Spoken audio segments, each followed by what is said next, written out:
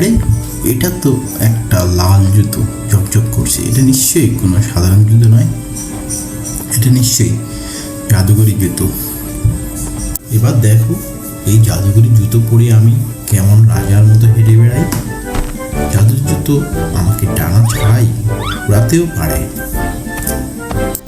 বলু ভাই সাবধানে, জুতোটা কিন্তু খুব পুরনো আর তলাটা কেমন যেন মসৃণ। বাঁচাও বাঁচাও, জুতোটা তো আমাকে থামতে বলছে না। বলু ভাই ওটা কোনো জাদুকরি জুতো ছিল না, ওটা ছিল খুব পুরনো আর পিচ্ছিল জুতো, যার তলায় কোনো গ্রিপ নেই।